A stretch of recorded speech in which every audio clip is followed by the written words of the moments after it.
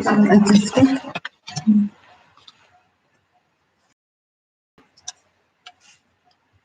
are reading in Book 2, Canto 10. I'll start reading at the place where we left off in the last English of Savitri session.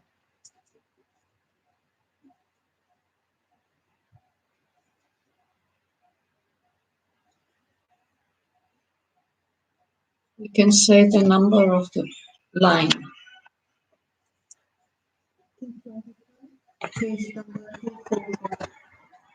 It's page 225 on page 244.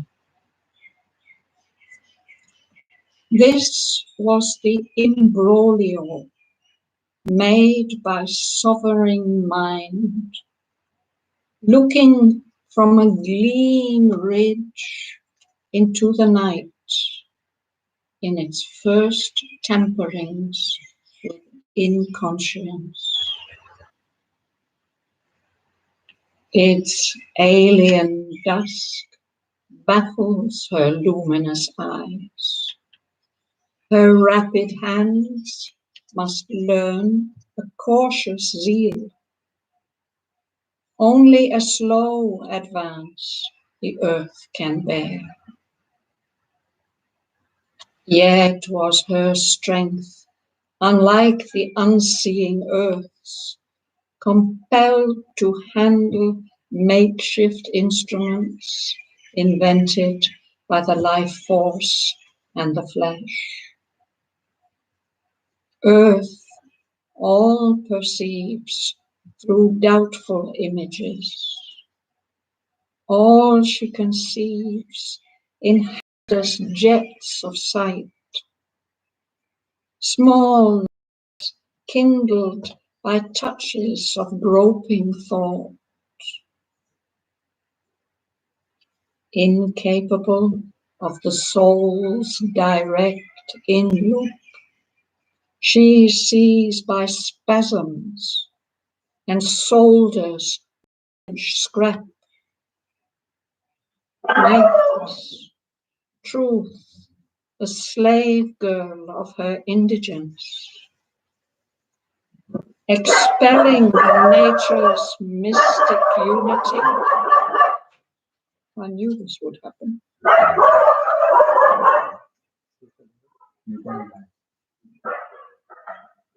Everybody with the camera can see.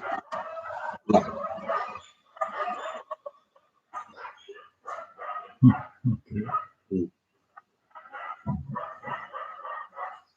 Anyway, this is a test for Bhavan. Okay. Next time we'll make sure that the dogs are.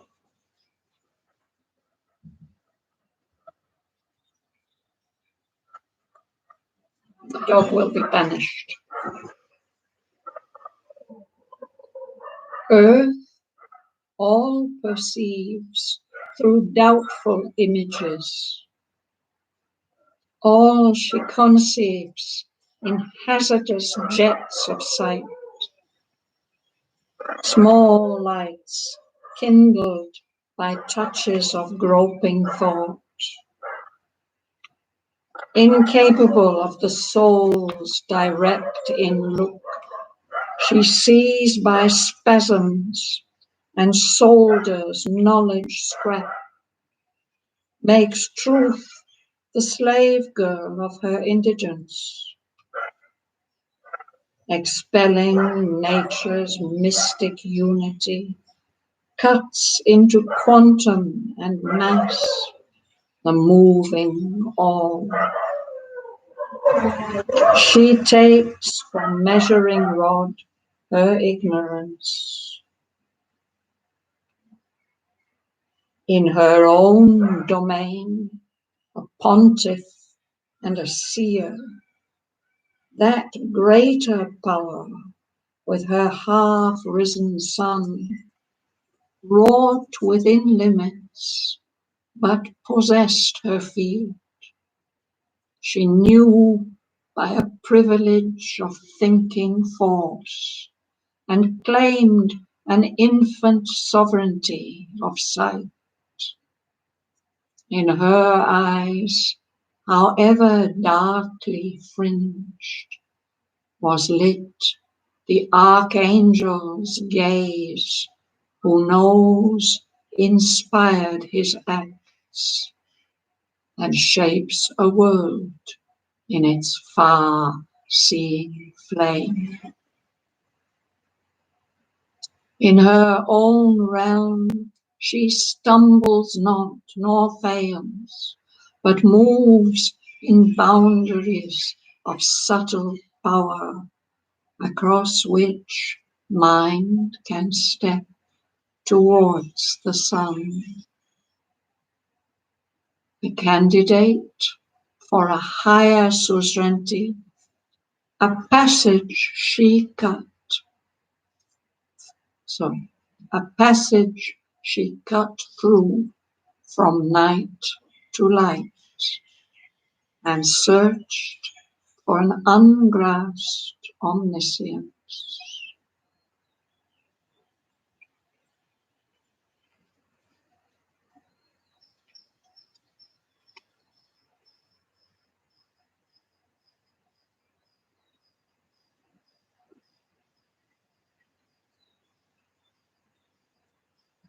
So in the first part of this canto, the first section of this canto, Aswapati begins to move towards the kingdoms of the mind. We've passed through earlier cantos of Book 2.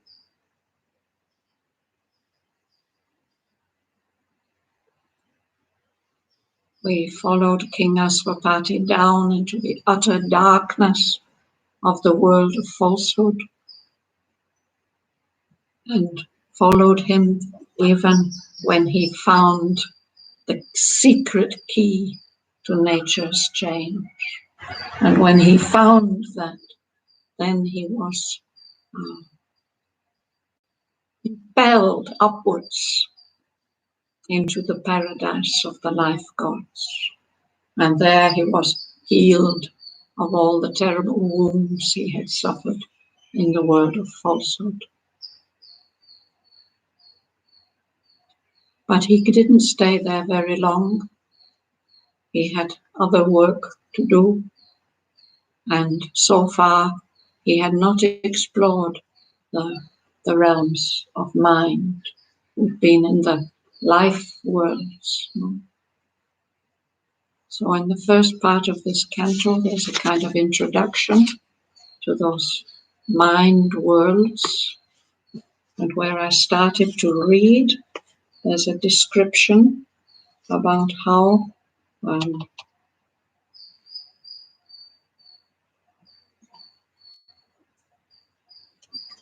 is it?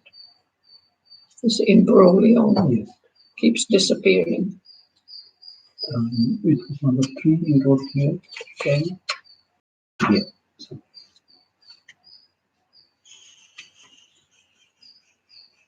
You see the number 3 there? No.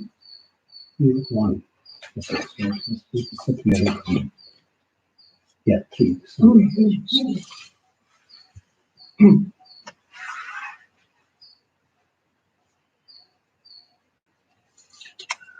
To start with, mind was not fully developed. He describes the early developments of mind. But he says this was a kind of imbroglio. That's an Italian word meaning a complicated plot for a drama. So the poet says that sovereign mind created this imbroglio, this maze, this complicated way of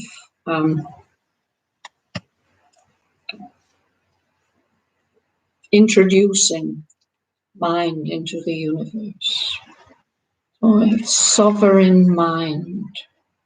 She is looking from a gleam ridge, a high place of light. She's looking down into the night of earthly consciousness. She's for the first time beginning to tamper with, to interfere with the inconscious. She wants to bring conscious mind into that. But when she looks down from her high rid into the night, its alien dusk baffles her luminous eyes. It's difficult for her to see down into that darkness. And in this work which she's starting to do now, her rapid hands must learn a cautious zeal. She may be very enthusiastic and excited about this new adventure, but she has to learn to go very slowly and carefully, because only a slow advance the earth can bear. But then he tells us that this sovereign mind, different from the power of the earth goddess, yet was her strength unlike the unseeing earths, the unconscious earth. The strength of the unseeing earth is compelled to handle makeshift instruments. Just whatever she can put her hand to that might work, she has to use that. These makeshift instruments that have been invented by the life force and the flesh, the physical body. Earth, the material earth. Earth all perceives through doubtful images. All she conceives in hazardous jets of sight, trying to see just a little bit at a time. Small lights kindled by touches of groping thought. Earth is incapable of the soul's direct in-look. She sees by spasms, by fits and starts, and she solders knowledge scrap, little bits and pieces she puts together. She makes truth the slave girl of her indigence, earth's indigence, her poverty. She compels truth to help her. Expelling nature's mystic unity, cuts into quantum and mass the moving all.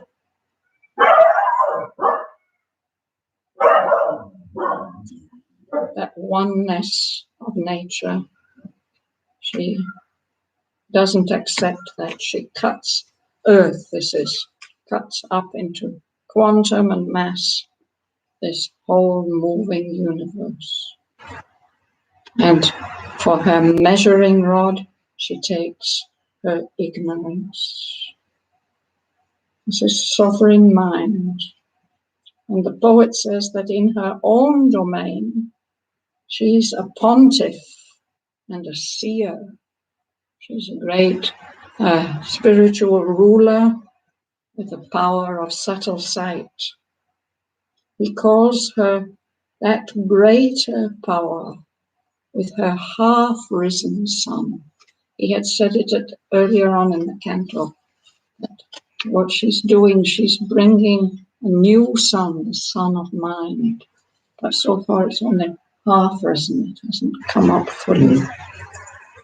That greater power with her half-risen sun wrought, worked within limits, but possessed her field. She knew by a privilege of thinking force and claimed an infant sovereignty of sight.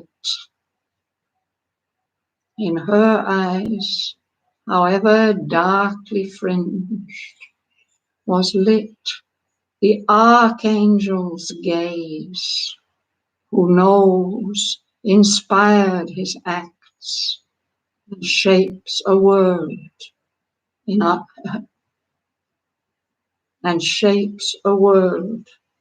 its far-seeing flame. This is this greater power, this power of mind.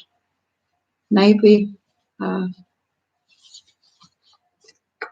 are dark eyelashes, darkly fringed her eyes, but still inside, in her eyes, there's the gaze, the powerful vision of an archangel, a super angel, who has all knowledge, who knows, inspired his acts, and shapes a world in its far-seeing flame, the far-seeing flame of his gaze.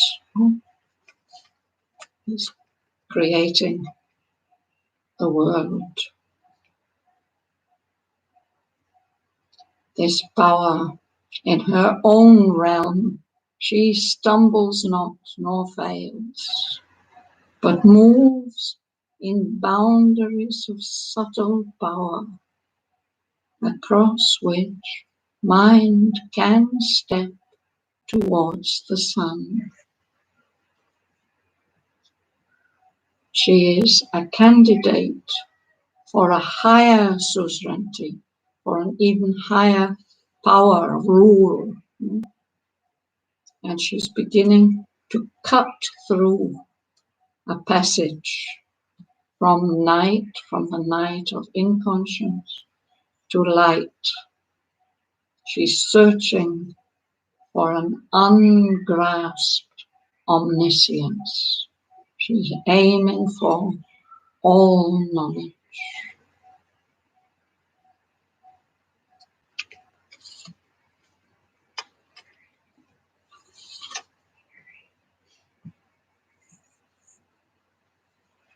The next passage is very interesting. Unless you have questions. No, I asked my questioning mind. I turned it off. Let's go. Just give you feedback. There are two people actually listening to this. There's a lady called Meena Kalyani. Oh, I know her, yes. And she's there. She said thank you. And there is another group. The group is called Share with the Soul. Where are they? I don't know. I just communicated with them. I'm asking them if the sound quality is good and the picture quality is good, so they will give some feedback to us. So shall I continue? Yes, please. So it's still talking about this power. She has servants.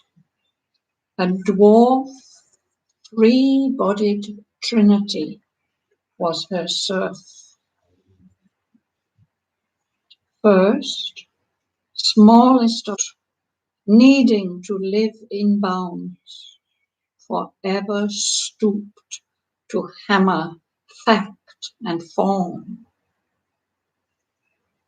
absorbed and capped nature's solid base, a technician admirable, a thinker crude, a riveter of life to habits' grooves, obedient to gross matters' tyranny, sees as law the habits of the world, on circle of ideas, and ever repeating old familiar acts.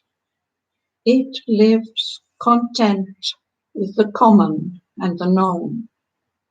It loves the old ground that was its dwelling place, abhorring change as an audacious sin, distrustful of each new discovery.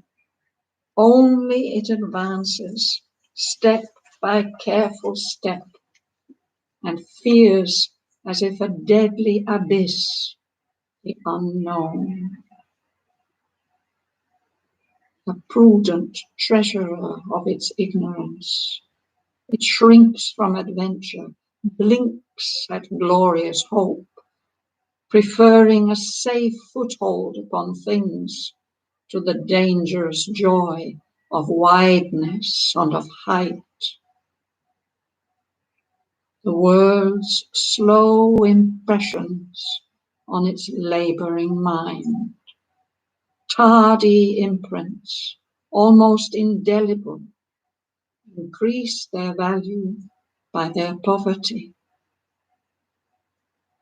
Old, sure memories are its capital stock. Only what sense can grasp seems absolute. External fact, it figures as sole truth. Wisdom identifies with the earthward look, and things long known and actions always done are to its clinging hold a balustrade of safety on the perilous stair of time. Heaven's trust to it are the established ancient ways. Immutable laws man has no right to change. A sacred legacy from the great dead past, or the one road that God has made for life.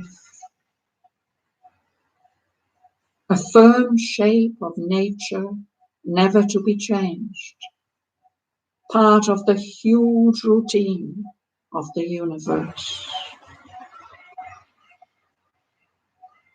A smile from the preserver of the worlds, sent down of old, this guardian mind to earth, that all might stand in their fixed, changeless type, and from their secular posture never move. One sees all in an ancient night's dim environs. It dozes on a little courtyard's stones and barks at every unfamiliar light as at a foe who would break up its home. A watchdog of the spirit's sense-railed house against intruders from the invisible. Nourished on scraps of life and matter's bones in its kennel of objective certitude. And yet, behind it stands a cosmic might,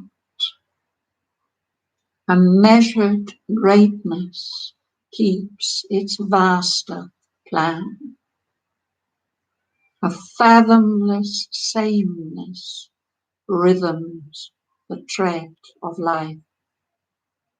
The stars, changeless orbits, furrow inert space. A million species follow one mute law. A huge inertness is the world's defense. Even in change is treasured changelessness. Into inertia, revolution sinks. In a new dress, the old resumes its role. The energy acts, stable is its seal. On Shiva's breast is stayed the enormous star.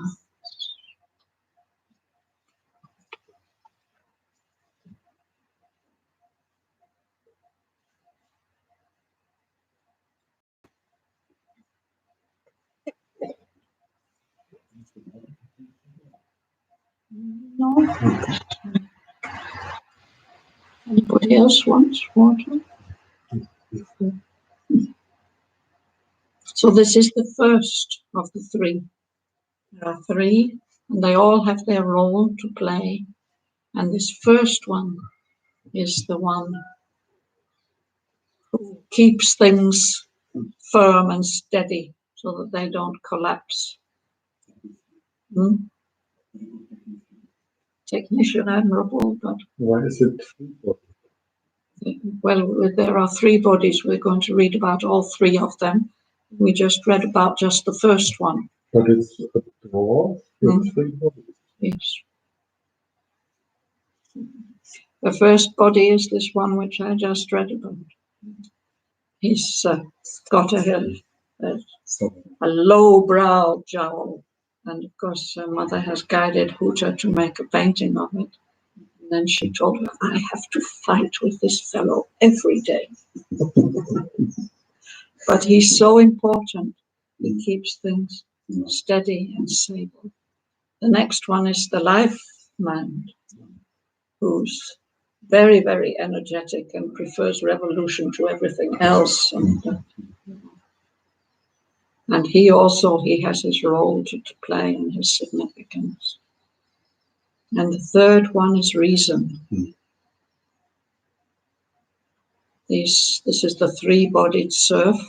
Together they serve the sovereign power of mind. But there are also two archangels who are even higher in this hierarchy. I will just read that last section about them because it's very, very, very interesting.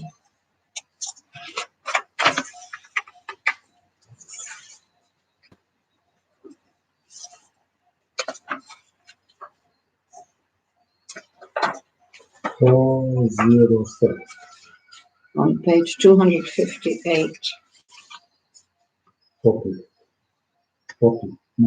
I've got it on page. Called by the limiting heavens, in the unceasing circuit of the hours, yearning for the straight paths of eternity, and from their high station looked down on this world, two sun-gazed demons, witnessing all that is. And now he describes them separately. First of all, a power to uplift the laggard world that goes too slowly. Imperious rode a huge, high-winged life thought, unwont to tread the firm, unchanging soil. Accustomed to a blue infinity, it planed in sunlit sky and starlit air. It saw afar the unreached immortal's home, and heard afar the voices of the gods. Iconoclast and shatterer of time's faults, overleaping limit and exceeding norm, it lit the thoughts that glow through the centuries and moved to acts of superhuman force. As far as its self-winged airplanes could fly, apt to conceive, unable to attain, it drew its concept maps and vision plans too large for the architecture of mortal space. Beyond, in wideness where no footing is, an image of mind surveyed the cosmic act. Archangel of a white transcending realm. It saw the world from solitary heights, luminous in a remote and empty air.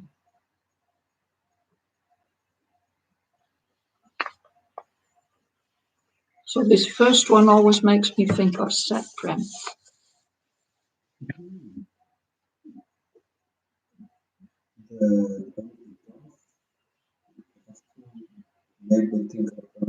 Yes, sure, yeah. Holding on to the tradition and seeing that things don't change. Habit. I mean, Mother also valued habit very much. Right habit.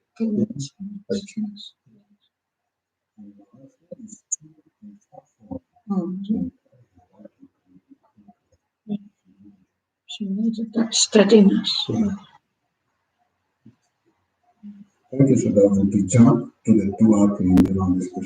Then you see the 5 things they are there in Buddha's final painting for this canto. Yeah, I remember that sitting on a donkey and a horse and wild ass, red hunchback rider with the red wild ass. I remember that. So we go The mother on the centenary of her final return to India and to Pondicherry.